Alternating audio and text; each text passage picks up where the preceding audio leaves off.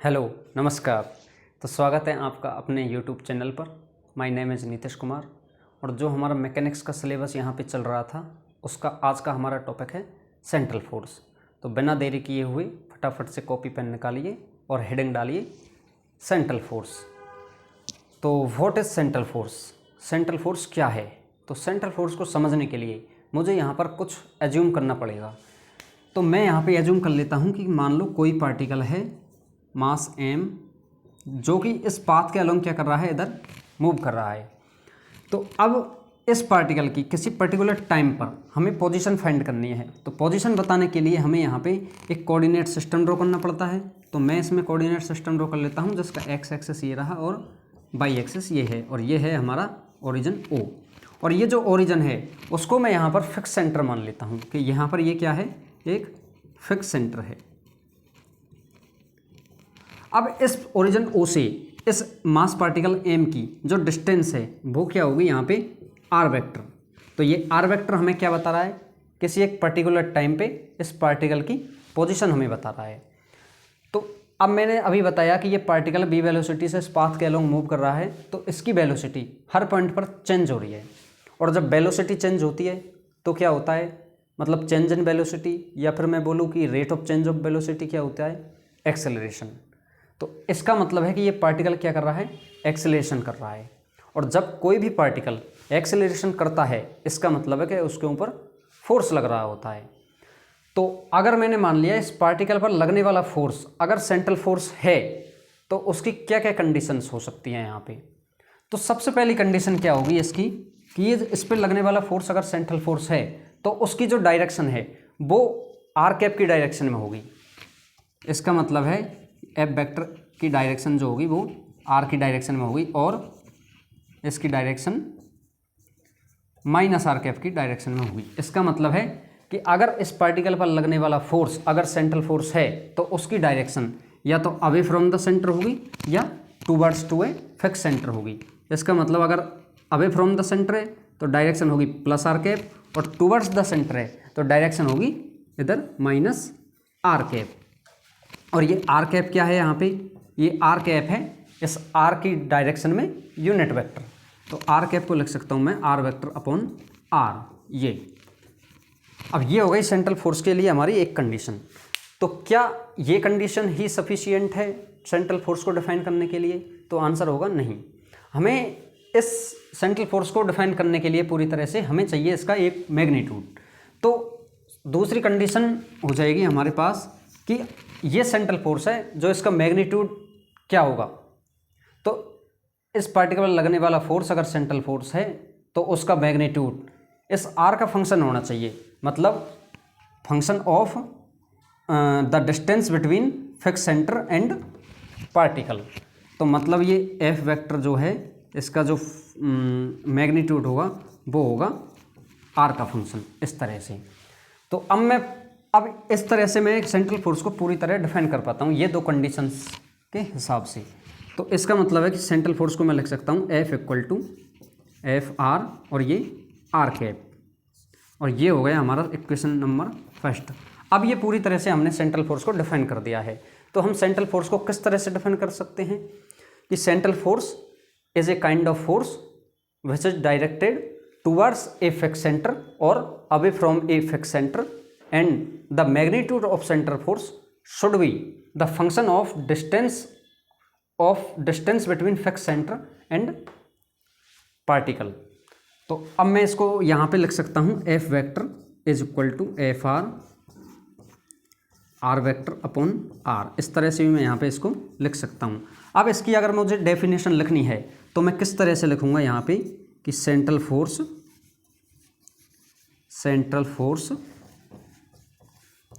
is the kind of force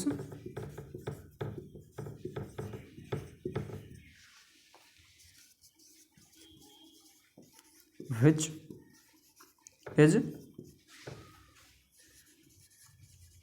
away from a fixed center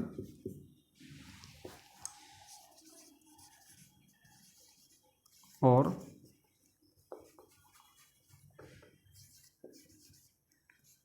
towards A fix centre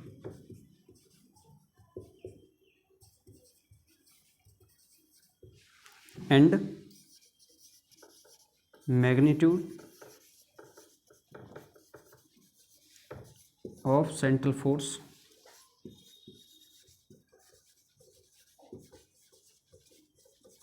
should be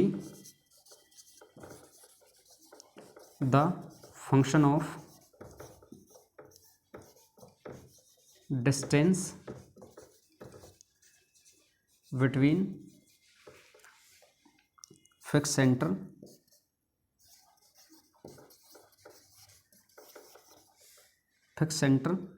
and particle, या फिर मैं बोलूँ तो position vector.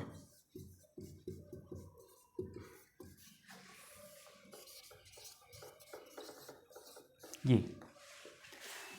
तो इसका मतलब क्या है कि सेंट्रल फोर्स एक तो आर का फंक्शन होता है उसका मैग्नीट्यूड तो, और डायरेक्शन होती है अवे फ्रॉम द सेंटर और टुवर्ड्स द सेंटर। तो इसके लिए हम अब दो कंडीशंस लेते हैं। दो कंडीशन कौन कौन सी? यदि इसका जो मैग्नीट्यूड है, पहली कंडीशन तो लेते हैं इसके लिए हम कि if F R is positive, इसका मतलब है कि एफ आर क्या है, F R is greater than 0।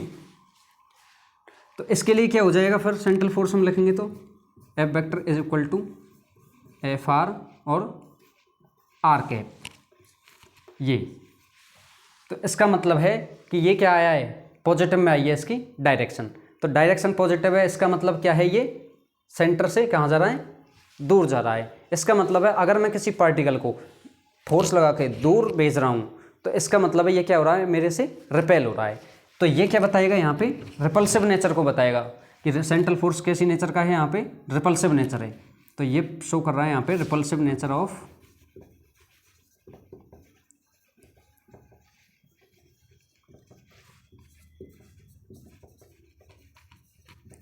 Central force.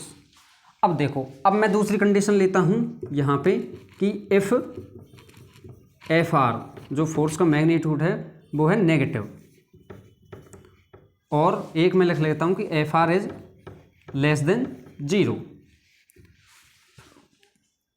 मान लो मैंने इसके लिए ये कंडीशन लिख ली, तो इसका मतलब क्या हो जाएगा, सेंट्रल फोर्स को मैं यहाँ पे लिखूँगा F is equal to minus F R, ये आर कैप। तो यहाँ पे लिख दूंगा मैं F equal to F R, ये तो है मैग्नीट्यूड, डायरेक्शन इसकी माइनस आर कैप हो जाएगी। तो ये इक्वेशन हो गया अपना 3rd और ये इक्वेशन हो गया अपना 4। अब ये क्या बता रहा है अपन को, ये बता रहा है इसकी डायरेक्शन कहाँ है, minus R cap. Minus R cap है मतलब टूवर्ड्स से फिक्स सेंटर। अगर मैं किसी पार्टिकल को मेरी ओर खींच रहा हूँ फोर्स लगा के, तो इसका मतलब है कि ये क्या हो रहा है, मेरी साइड अट्रैक्ट हो रहा है। इसका मतलब है ये जो कंडीशन है, जो इक्वेशन 4 है, वो हमको क्या बता रही है, attractive nature of central force को बता रही है। तो ये बता रहा है हमको अट्रैक्टिव नेचर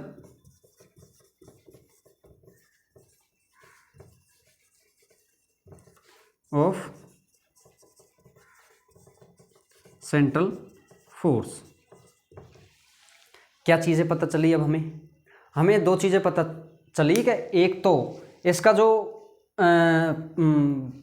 सेंट्रल फोर्स है ये अट्रैक्टिव भी होता है और रिपल्सिव भी होता है। तो हम यहाँ पे लिख देंगे कि central force is attractive as well as repulsive.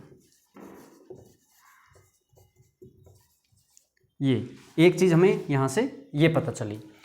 ठीक है, अब हमने सेंट्रल फोर्स को पूरी तरह से डिफाइन कर दिया है। अब सेंट्रल फोर्स के हम कुछ एग्जाम्पल देखेंगे। अब कुछ एग्जाम्पल में जो है सबसे इम्पोर्टेंट एग्जाम्पल जो आएगा हमारे पास यहाँ पे है ग्रेविटेशनल फोर्स। तो इसका जो एग्जाम्पल है ग्रेविटेशनल फोर्स को हम समझते हैं यहाँ पे।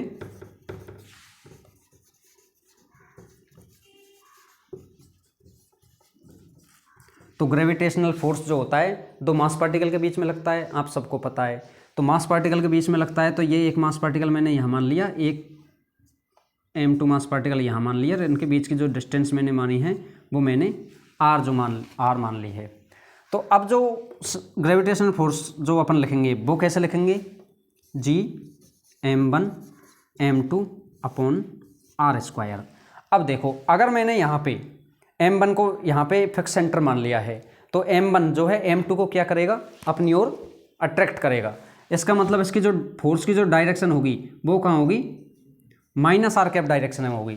तो हम यहाँ पे इसकी डायरेक्शन लिखेंगे माइनस आर कैप। तो इससे हमें पता चलता है कि जो ग्रेविटेशन फोर्स जो है वो क्या है, अट्रैक्टिव इन नेचर। तो मतलब ये अट्रैक्शन को यहाँ पे दिखा रहा है minus G m1 m2 upon are square, और ये हो जाएगा हमारे पास आर कैप। तो ग्रेविटेशन फोर्स क्या होता है, हमेशा अट्रैक्टिव नेचर का होता है। तो यहाँ तक आप एक बार लिख लीजिए, इसको स्क्रीनशॉट ले लीजिए, मैं थोड़ा हट जाता हूँ, फिर हम सेकंड एग्जाम्पल की ओर चलेंगे।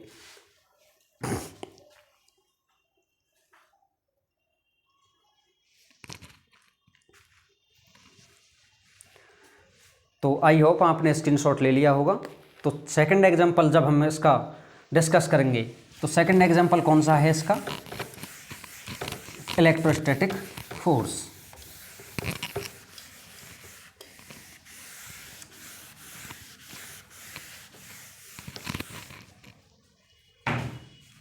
तो सेकंड एग्जाम्पल हम इसका पढ़ते हैं, इलेक्ट्रोस्टैटिक फोर्स।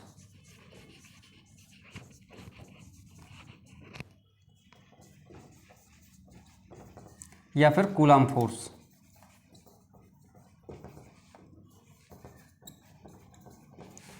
तो इलेक्ट्रोस्टैटिक जो फोर्स होता है वो किस किस के बीच में लगता है, दो चार्ज पार्टिकल के बीच में। तो मान लो मैंने एक चार्ज पार्टिकल मान लिया, ये प्लस क्यू यहाँ पे और इधर माइनस क्यू यहाँ पे, और इनकी दोनों की डिस्टेंस जो है मैंने अगेन आर कंसीडर कर ली है।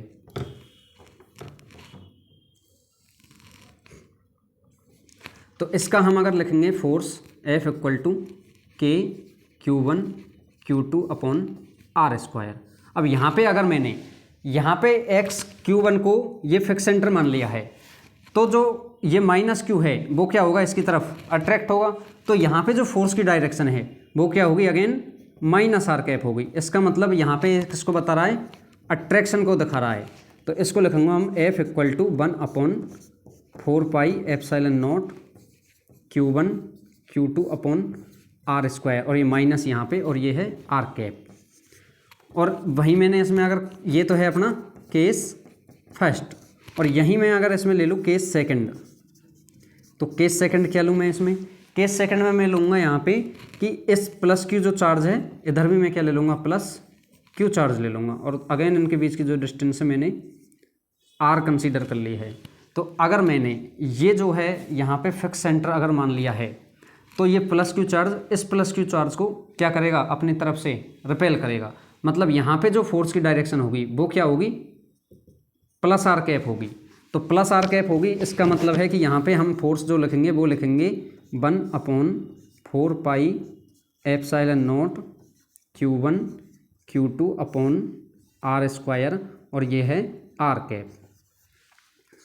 तो देखो ये अट्रैक्शन को भी दिखा रहा है और ये रिपल्सन को भी दिखा रहा है, लेकिन जो ग्रेविटेशनल फोर्स है वो क्या दिखा रहा है, ओनली अट्रैक्शन को दिखाता है। इसका मतलब ग्रेविटेशनल फोर्स जो होता है वो ऑलवेज अट्रैक्टिव नेचर का होता है, और जो इलेक्ट्रोस्टैटिक फोर्स है वो अट्रैक्टिव भी होता है और रिपल्सिव भी होता है।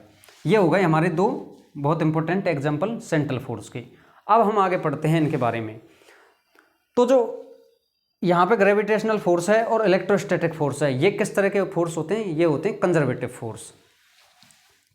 तो कंजर्वेटिव फोर्स की कंडीशंस क्या होती हैं, क्या होता है कंजर्वेटिव फोर्स। तो कंजर्वेटिव फोर्स होता है जिनके द्वारा किया गया जो वर्क डन है वो पाथ पे डिपेंड नहीं करता, मतलब work done by force is path independent. तो यहाँ पे मैं इसको लिख दूंगा कि इलेक्ट्रोस्टैटिक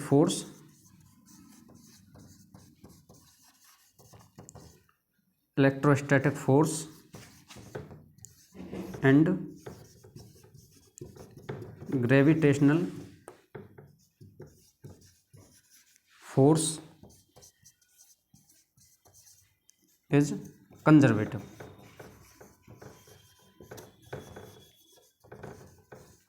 ये तो कंजर्वेटिव का मतलब ये तो है कि वर्क डन जो है पाथ इंडिपेंडेंट होता है।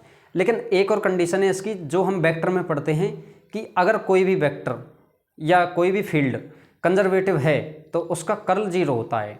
इसका मतलब जो अगर हम लिखेंगे इलेक्ट्रोस्टैटिक और ग्रेविटेशनल फोर्स अगर कंजर्वेटिव है तो इनका भी कर्ल क्या होगा, जीरो होगा। तो उसको कैसे लिखते हैं हम, del cross F equal to zero से यहाँ पर लिखते हैं।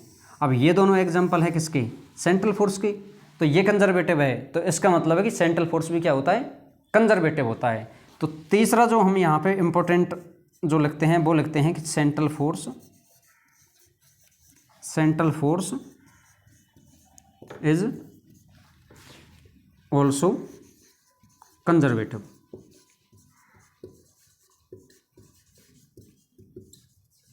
ये तो सेंट्रल फोर्स कंजर्वेटिव है, इसका भी डेल क्रॉस एफ क्या होगा,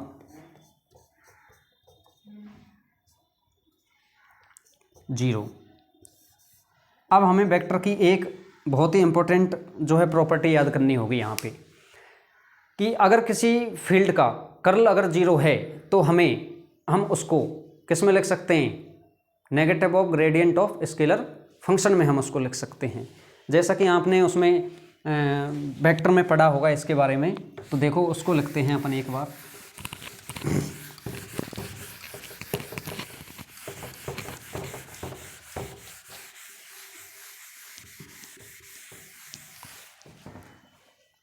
तो वेक्टर की ये जो कंडीशन है कि अगर किसी भी वेक्टर फील्ड का कर्ल अगर जीरो है तो we can write it as a scalar function.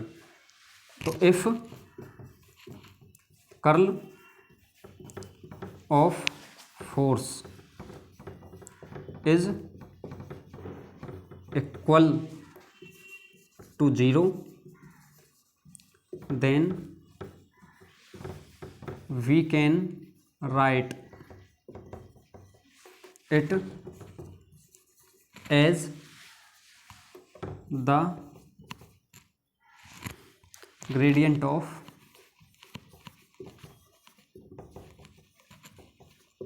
scalar potential। ये तो अगर del cross F is equal to zero, if del cross F is equal to zero then ये जो एफ क्या हो जाएगा यहाँ पे, F equal to minus del B यहाँ पे लिख देंगे। तो ये क्या है डेल, इसको हम यहाँ पे लिखते हैं और अच्छे से, तो ये लिख देंगे F equal to minus del V upon del R और एंड लिख देंगे ये यहाँ पे डायरेक्शन आर कैप। तो ये क्या हो गया, ये तो हो गया इसका मैग्नीट्यूड और ये हो गया डायरेक्शन। तो अब मैग्नीट्यूड तो यहाँ पे चेंज हो नहीं सकता, तो यहाँ से एक बहुत इंपॉर्टेंट चीज़ निकल के आई कि हमने जो यहाँ पे एफ वेक्टर है, जो ये है सेंट्रल फोर्स, इसको हमने क्या माना था, कंजर्वेटिव, और उसको लिख दिया negative gradient of scalar potential. ये यहाँ पे पोटेंशियल एनर्जी है।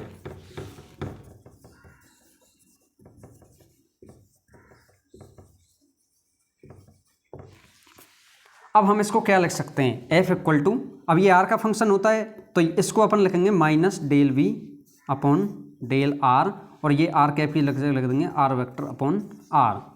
ये तो इसका मतलब है जब सेंट्रल फोर्स आर का फंक्शन है तो यहाँ पे ये जो इसके पोटेंशियल एनर्जी जो होगी वो भी किसका फंक्शन होगी, आर का ही फंक्शन होगी। तो ये यहाँ से बहुत इंपॉर्टेंट बात पता चलती है कि V equal to V R, ये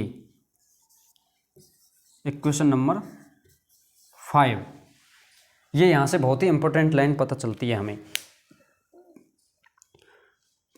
तो हमें अब तक क्या पता चला कि सेंट्रल फोर्स है, इसकी डायरेक्शन क्या होगी, away from a fix centre या टूवर्ड्स ए फिक्स सेंटर।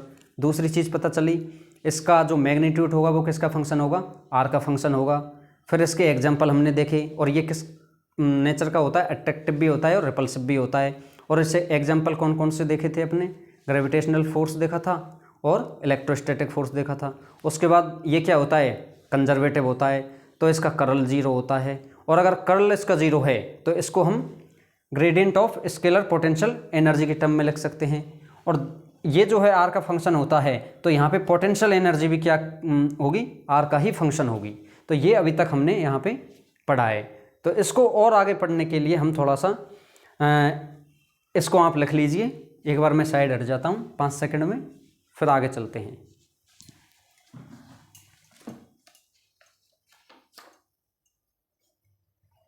तो लिख लिया, आई होप लिख लिया होगा। तो आगे हम पढ़ते हैं इसके बारे में। तो हम पढ़ते हैं अब एंगुलर मोमेंटम के बारे में। तो किसी भी पार्टिकल का एंगुलर मोमेंटम कांस्टेंट रहता है अंडर सेंट्रल फोर्स। ये हम देखते हैं कि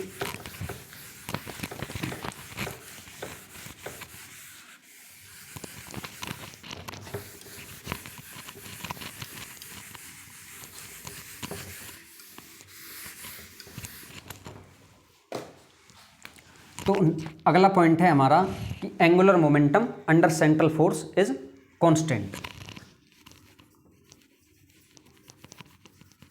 angular momentum under central force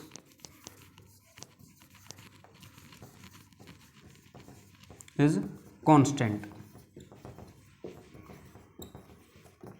अब देखो एंगुलर मोमेंटम को समझने के लिए, अब देखो हमें पता है कि लीनियर मोमेंटम क्या होता है, P equal to M B. तो P यहाँ पे लिखेंगे P equal to M B. तो यहाँ पे एंगुलर मोमेंटम क्या हो जाएगा, J equal to R cross P। ये यहाँ पे क्या होता है एंगुलर मोमेंटम, और जो कि क्या है एक कांस्टेंट क्वांटिटी होती है अंडर सेंट्रल फोर्स।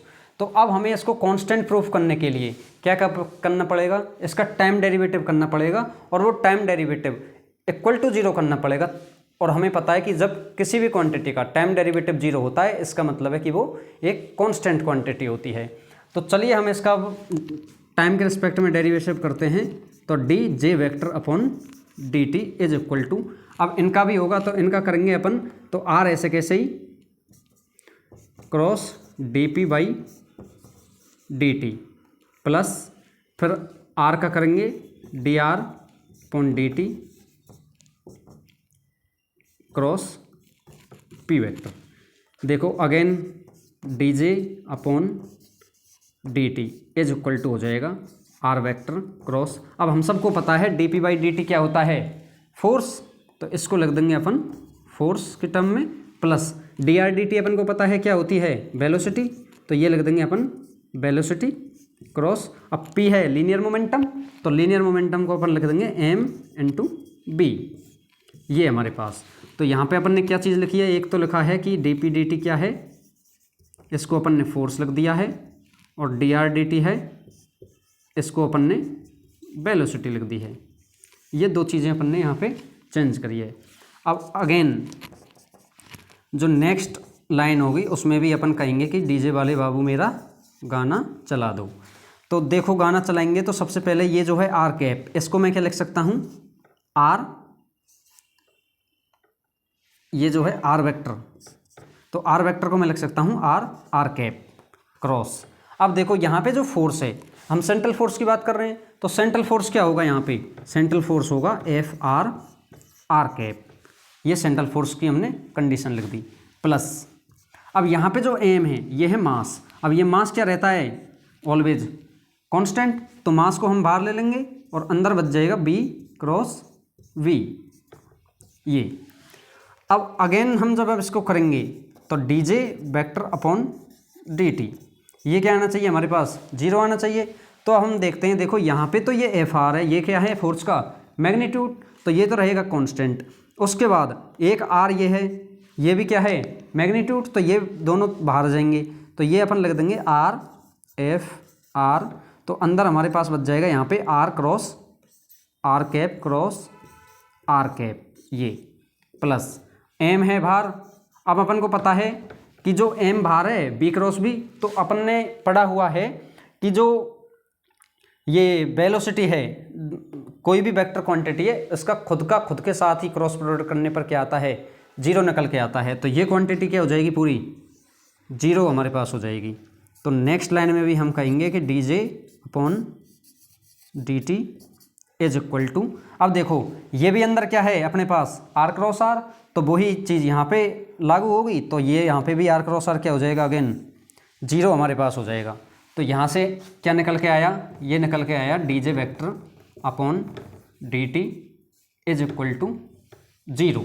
अब इसका टाइम डेरिवेटिव हमारे पास क्या निकल के आया है, 0 निकल के आया है। इसका मतलब है कि ये क्या है, एक यहाँ पे कांस्टेंट है, तो यहाँ पे जे वेक्टर को मैं लिख दूंगा क्या है, कांस्टेंट हो गया ये, और ये बहुत ही इंपॉर्टेंट है। ये है अपनी इक्वेशन नंबर 6 हमारे पास ये। तो एंगुलर मोमेंटम क्या होता है, हमेशा कांस्टेंट होता है, और ये कांस्टेंट भी किसमें, मैग्नीट्यूड में भी कांस्टेंट होगा और डायरेक्शन में भी कांस्टेंट होगा। तो ये कांस्टेंट होगा इन मैग्नीट्यूड एंड डायरेक्शन, दोनों में क्या होगा, ये कांस्टेंट होगा। इसका मतलब अगर जे की डायरेक्शन, जे के जेड डायरेक्शन में मान ली मैंने, तो ये जेड में ही रहेगा हमेशा, चाहे कुछ भी हो जाए, ये चेंज नहीं होगा। ये ना तो ऐसे होगा, ऐसे होगा, ऐसे ऐसे कुछ भी चेंज नहीं होगा इसमें। ये एक ही डायरेक्शन इसकी क्या रहेगी, कांस्टेंट रहेगी, और मैग्नीट्यूड भी क्या रहेगा, कांस्टेंट रहेगा। तो angular momentum under central force is always constant quantity. तो अब इसकी हमें क्या फाइंड करनी है, जे की डायरेक्शन फाइंड करनी है। अब किसी भी वेक्टर की हमें डायरेक्शन फाइंड करनी होती है तो हम क्या करते हैं, उसका डॉट प्रोडक्ट करते हैं। तो इसका डॉट प्रोडक्ट करेंगे हम आर के साथ।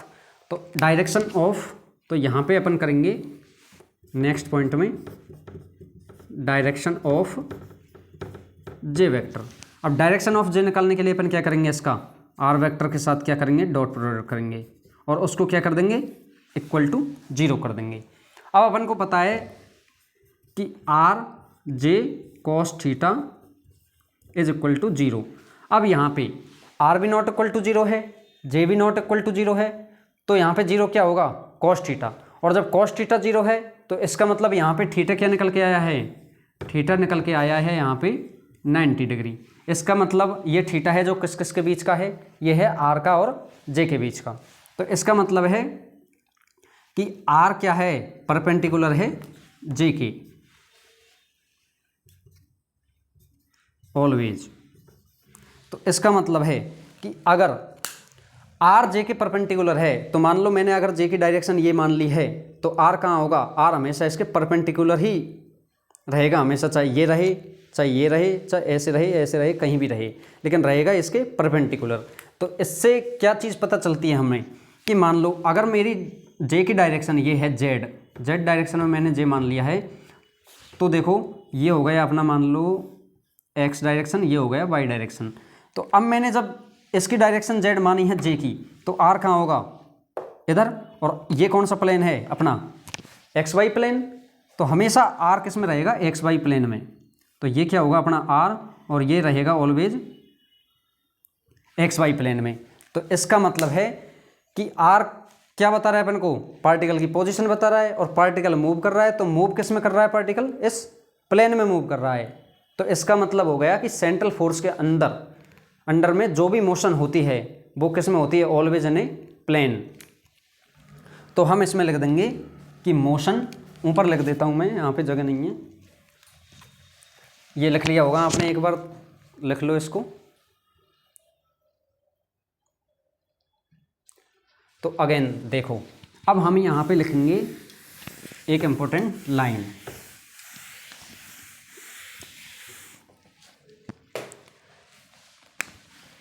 यहाँ पे लिखेंगे अपन कि motion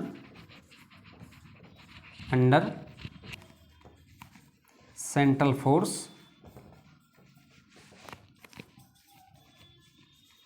is always in a plane. तो अगर हमसे कोई पूछे कि motion under central force is always in a plane को प्रूफ करो, तो हम क्या करेंगे, जे की आर के साथ डॉट प्रोडक्ट करके उसका इक्वल टू 0 कर देंगे, तो हमसे ये निकल के आएगा। अब हम, ये हो गया सेंट्रल फोर्स का पूरा खेल। अब अपन देखते हैं कि सेंट्रल फोर्स में हमने क्या क्या चीज़ पढ़ी है। इसका एक तरीके से हम शॉर्ट देख लेते हैं शॉर्टकट में। तो अब देखो सेंट्रल फोर्स क्या हुआ, एक तो इसकी डायरेक्शन क्या होगी, आर कैप होगी, ठीक है, ये हो गई डायरेक्शन, और मैग्नीट्यूड क्या होगा, फंक्शन आर का फंक्शन होगा। तो इस तरह से हम सेंट्रल फोर्स लिख सकते हैं। दूसरा क्या देखा था हमने कि ये क्या है, एक कंजर्वेटिव फोर्स है, तो इसका कर्ल क्या होगा, 0 होगा। और इसके अंडर में एंगुलर मोमेंटम क्या होता है, dj dt इक्वल टू 0। इसका मतलब है जे क्या निकल के आया था अपने पास, एक कांस्टेंट निकल के आया था। दूसरा हमने देखा था कि जब मोशन होती है, मोशन क्या होती है, motion under central force is always in a plane. और एक क्या देखा था हमने कि ये कैसा होता है, अट्रैक्टिव भी होता है और रिपल्सिव भी होता है। ये कंडीशन हमने इसकी देखी थी और ये ही हमेशा हमको याद रखनी है। अगर कोई शॉर्ट पूछे या एमसीक्यू बेस्ड क्वेश्चन आए तो हमें क्या करना है, इन चीज़ों को याद रखना उसके लिए ज़रूरी होता है। और हमसे अगर कोई डेरिवेशन इसका पूछे तो हमें ये पूरा काम करना पड़ता है। आया समझ में सेंट्रल फोर्स के बारे में? तो इस तरह से हम सेंट्रल फोर्स को अच्छी तरह डिफाइन कर पाते हैं। अब ये लेक्चर तो होता है हमारा यहीं पे ख़त्म। अब नेक्स्ट लेक्चर में हम बात करेंगे किसके बारे में, जो ये प्लेन में जो मोशन होती है इसकी हमें लिखनी पड़ती है क्या, इक्वेशन ऑफ मोशन। इसको हम इक्वेशन ऑफ मोशन लिखेंगे नेक्स्ट लेक्चर में। तो नेक्स्ट लेक्चर में हमारा क्या रहेगा, किसके बारे में रहेगा, इक्वेशन ऑफ मोशन, जो कि कैसे लिखेंगे अपन, F इक्वल टू ma। तो हमें क्या फाइंड करना पड़ेगा उसमें, एक्सेलरेशन। अगर आप फाइंड कर सको तो एक बार चेक करना कि किस तरह से फाइंड करना है, हम तो बताएंगे ही नेक्स्ट लेक्चर में। तो इसको आप एक बार लिख लीजिए।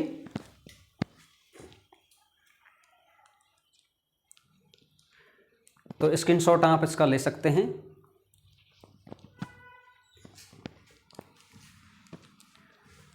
तो आज का लेक्चर होता है यहीं पे समाप्त और पढ़ाई करते रहें, कोई दिक्कत नहीं है।